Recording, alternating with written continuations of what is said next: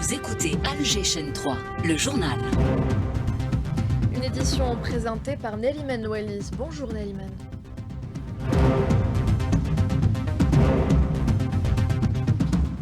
Bonjour Sabine, dans l'actualité, le déplacement du ministre de la Santé à la PCH, disponibilité des médicaments et modernisation de la pharmacie centrale en ligne de mire, conformément aux orientations du chef de l'État.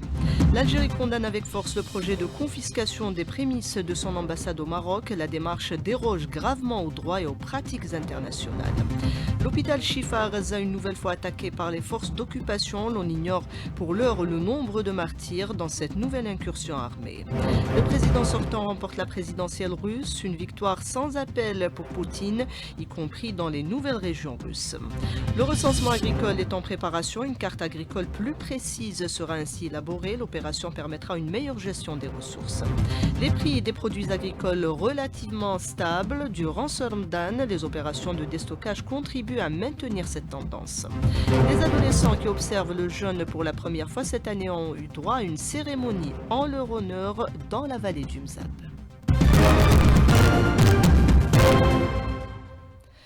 Madame, Monsieur, bonjour. L'Algérie a condamné dans les termes les plus forts le projet de confiscation des prémices de l'ambassade de l'État algérien au Maroc. Il s'agit d'une escalade et surtout d'une grave violation aux droits et aux pratiques internationales. Le gouvernement algérien répondra à ces provocations par tous les moyens qu'il jugera appropriés et recourra à toutes les voies, notamment dans le cadre des Nations Unies pour assurer le respect de ses intérêts. On écoute à ce propos l'analyste politique Abdelkader Soufi, contacté par Hanan Seissi.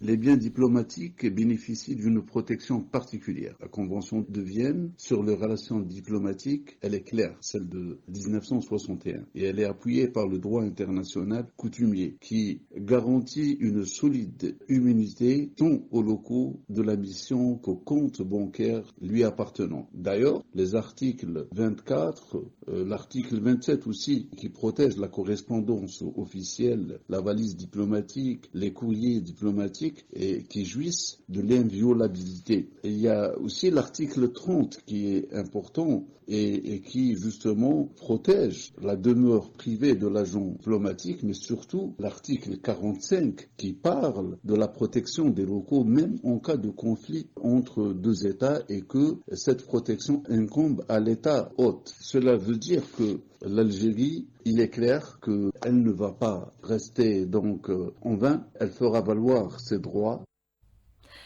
Le chef d'état-major de la ANP a effectué hier une visite de travail et d'inspection au siège du commandement des forces aériennes dans le cadre du suivi de la mise en œuvre du programme de préparation au combat pour l'année 2023-2024.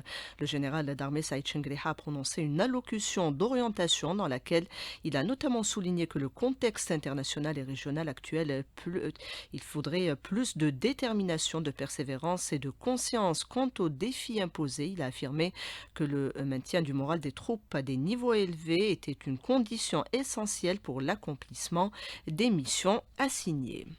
Le ministre de la Santé en visite et d'inspection en ce moment même à la pharmacie centrale des hôpitaux. Il est question de moderniser cet établissement conformément aux orientations du président de la République, mettre en place notamment une cellule de veille pour assurer un approvisionnement régulier en médicaments. Abdelhaq Seyhi au micro d'Hassan Choumesh.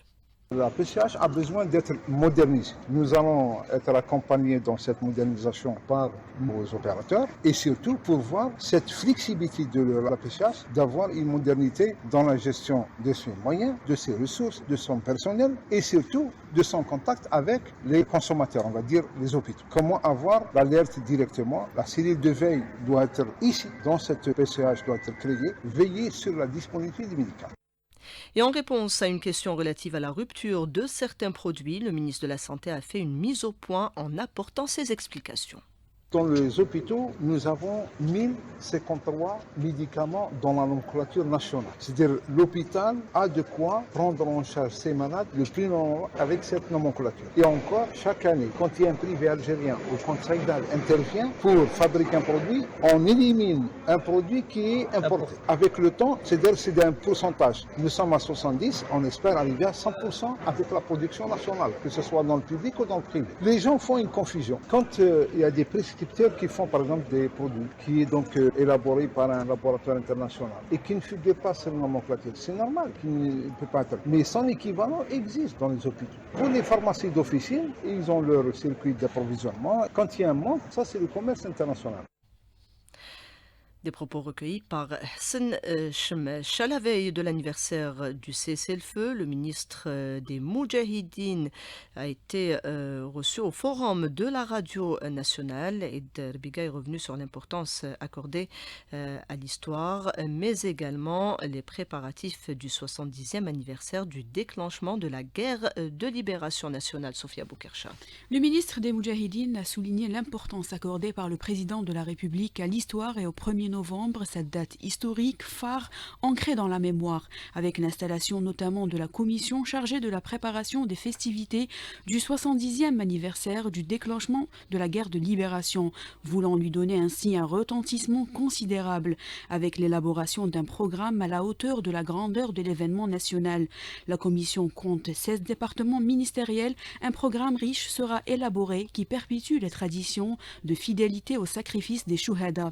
Le ministre a évoqué le concours ouvert aux jeunes pour sélectionner le slogan du 1er novembre de cette année. D'ailleurs, 11 travaux ont été retenus.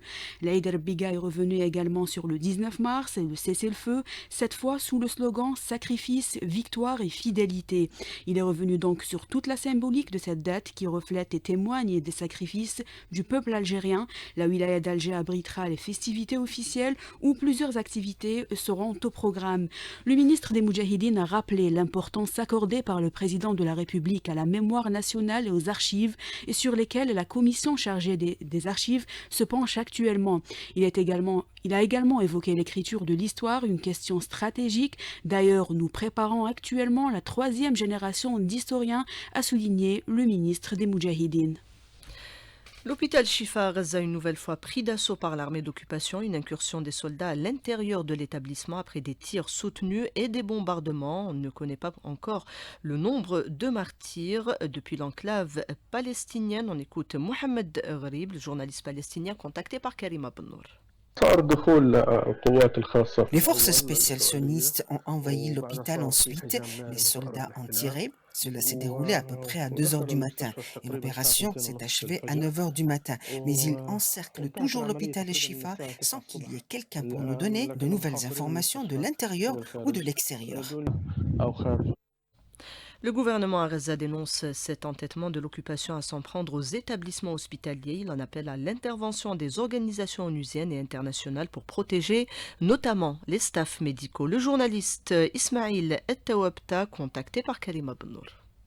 هذا اللي يهدد حياة الآلاف من المتواجدين داخل مجمع الشفاء الطبي وهذه جريمة حرب تضاف إلى Des milliers de personnes sont menacées à l'intérieur de l'hôpital Shifa. C'est un crime de guerre qui gonfle les dossiers noirs de l'occupation et ils ont toujours l'intention de détruire entièrement le secteur de la santé et des hôpitaux, chose que nous dénonçons fortement et on rend responsable l'occupant sioniste, l'administration américaine et la communauté internationale de tout ce qui adviendra au corps médical, aux blessés, aux malades et aux personnes déplacées vers l'hôpital Shifa. On demande aux institutions internationales et onusiennes et aux États libres d'intervenir en urgence pour stopper ces crimes, ce génocide contre les civils à Gaza, surtout qu'on parle de plus de 72% de victimes, femmes et enfants. Présidentielle russe, le Kremlin se félicite de la réélection triomphale de Vladimir Poutine qui a récolté plus de 87% des suffrages. La présidente de la commission électorale évoque un taux de participation record dans l'histoire de la Russie, plus de 77%. Prenant la parole hier soir après l'annonce de sa victoire, le président russe a salué l'unité du pays. Il a exprimé sa gratitude particulière aux participants à l'opération spéciale en cours en Ukraine. Selon les résultats de ce scrutin, Poutine a obtenu un score sans appel dans les régions annexées ou reconquises qui étaient sous contrôle ukrainien. On écoute à ce propos le décryptage de l'analyste politique François Dengue, contacté par Rabea Slimani. le président Poutine, on n'est pas surpris, a gagné ces élections avec un score élevé. Les critiques en Europe occidentale et aux États-Unis vont dire que ce n'est pas la démocratie, que les élections ont été truquées. Mais depuis plusieurs années, des instituts, même pas russes, il y a un institut Neva qui travaille en Russie et qui fait des sondages régulièrement, et un institut américain qui prouve que le taux d'approbation de Poutine est régulièrement au-dessus de 80%. Qu'il ait obtenu presque 88% n'est pas une surprise. D'autant plus qu'à sa cote de popularité ordinaire s'ajoute l'effet de guerre. Que quand un chef d'État est en guerre, la population tend à se rassembler autour de lui. Donc je ne suis pas surpris par la victoire du président Poutine. C'est une victoire méritée. Il n'est pas surprenant que les scores soient élevés en faveur du président Poutine dans toutes ces régions où ces populations ont été bombardées quotidiennement pendant tout ce temps. L'ONU, qui était chargée d'observer la ligne de front, a répertorié près de 16 000 personnes ont été tuées dans cette région à la suite des bombardements du gouvernement de Kiev. Les prix du pétrole débutent la semaine en hausse à la suite des données économiques meilleures qu'attendues venues de Chine. Le baril de Brent a franchi ce matin la barre des $86.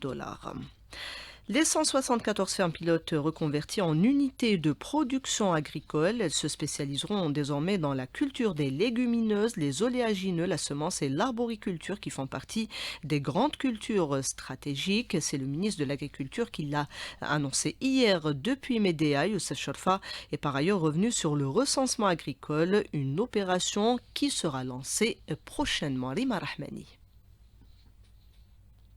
Troisième recensement agricole dans l'histoire du pays où le tout dernier remonte à 23 ans déjà. Un recensement qui va mettre en lumière la carte du potentiel agricole chez nous. Un travail d'une grande importance, dira le ministre de l'Agriculture et du Développement rural en marge de sa visite à la wilaya de Médéa. Le recensement, on fait le troisième. Le dernier, on l'a fait en 2021. Ça remonte à 23 ans. On n'a plus la bonne visibilité sur la statistique agricole. Et on ne peut pas projeter le secteur si on n'a pas une donnée réelle, si on n'a pas une donnée de terrain, si on n'a pas la véritable carte agricole. Ça, on va le faire avec les gens de métier qui parlent le langage des agriculteurs. On mettra le temps qu'il faut, mais il faut qu'on arrive à avoir une véritable carte sur le potentiel agricole national, que ce soit en production, en élevage, en service, en machinisme. Il faut dire enfin que le recensement agricole et le renouvellement générationnel au cœur des défis pour l'avenir de l'agriculture. Médéa, Rima Rahmani, Al-Jishin 3. Les prix des fruits et légumes relativement stables en ce mois de Ramadan, les consommateurs ont fait ce constat. Les opérations de déstockage notamment contribuent à maintenir des prix accessibles. Illustration à l'Oued, reportage d'Amar d'affaires. Afin de stabiliser le marché durant ce mois de Ramadan, les services de la direction du commerce d'El Oued, en coordination avec des partenaires économiques, ont procédé au déstockage d'importantes quantités de produits qui enregistrent une forte demande du consommateur. Plus de détails avec Karmia Nourdine, le directeur du commerce d'El Oued. L'oignon, on avait un stock initial de 130 tonnes, donc on a procédé à l'écoulement de 111 tonnes. Les dates, on avait un stock initial, il était de 23 041 quintaux. La quantité déstockée, il était de 845 quintaux. Les pommes, on avait un stock initial de 973 quintaux. On a procédé à un déstockage de 422 quintaux. En effet, les prix des fruits et légumes sont abordables, ont affirmé ces deux citoyens rencontrés au marché.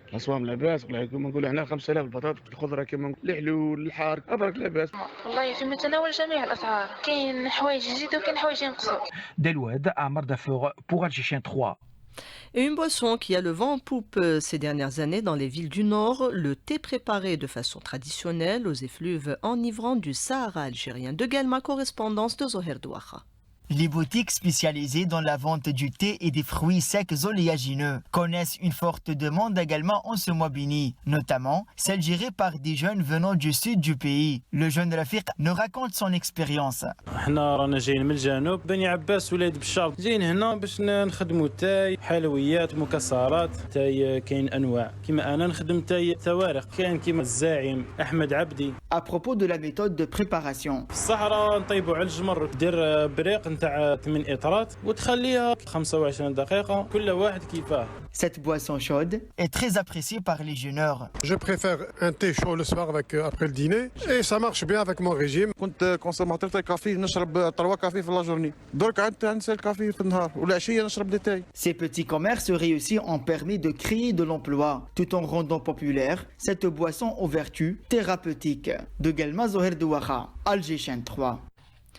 Une cérémonie pour les jeunes qui observent pour la première fois le jeûne cette année a été organisée hier soir à Ghardaïa. L'ambiance était au rendez-vous, nous dit Mahfoud Karkar. C'était une soirée ramadanesque hier à la salle Cinéma Mzab où le public assoiffé a été encensé de chants et poésie à l'initiative de la direction de la culture sous le thème Le jeune jeûneur. Kamal Ramadan, cadre direction de la culture. La direction de la culture en collaboration avec quelques trucs de la chorale, du Mzab et du Mkleli. Il y a toute une cérémonie de la chorale et aussi des cadeaux pour les jeunes filles et garçons. Premier Ramadan, aussi il y a l'encouragement des artistes dans quelques domaines. Il y a des compétitions culturelles, religieuses durant tout le mois du Ramadan. Une présence satisfaite et valorisante. Je ne fais que encourager ça, la cérémonie, les cadeaux, l'encouragement. C'est très important, c'est un patrimoine qu'il faut mettre en valeur, multiculturel, et ce n'est que du positif. On vient de vivre des moments très très louables. On vient de rendre hommage pour nos petits-enfants qui viennent de commencer, d'entamer le carême. On vient d'assister à une animation en célébration et ces festivités, mettre en avant tout ce qui retrace une valeur, une tradition, tout ce qui se fait en ce mois sacré. L'invité de la soirée, l'artiste Mohamed Barouj du Skikda, qui a présenté devant le public quelques chansons de ses travaux artistiques. De Ghardaïa, Mahfoud Karkar pour Alger Chaîne 3. Et direction à présent le théâtre national Mahieddine Beshtarzi où la pièce Le Banquet a ouvert le bal pour ce qui concerne le programme spécial Ramadan. Sidali Fares.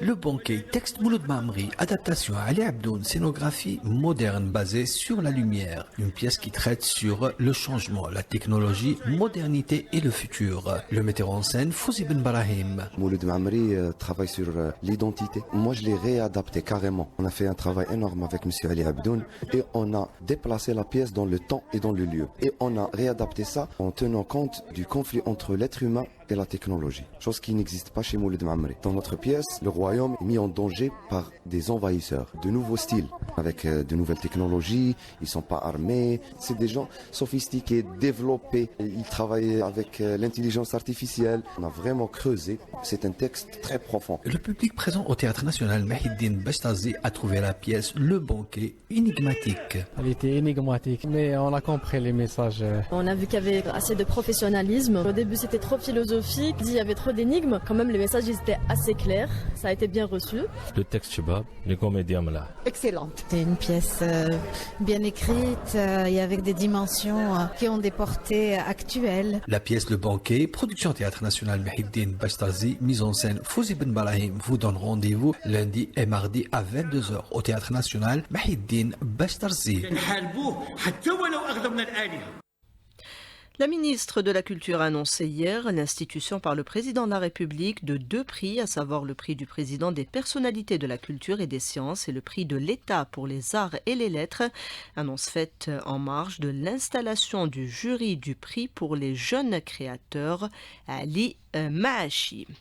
On termine avec du football. Il y a eu hier soir le tirage au sort de Damcoupe à retenir pour les affiches des 8e de finale. USM Renchla, Mouloudia d'Alger, US Biskra, Mouloudia d'Oran, des pensionnaires de la Ligue 1. On termine donc ce journal réalisé par Ardouane CSI. Il y avait au streaming Ikram, Ammar à la console technique et Nesserine à la régie d'antenne. Tout de suite le bulletin météo avec Karima Bennour.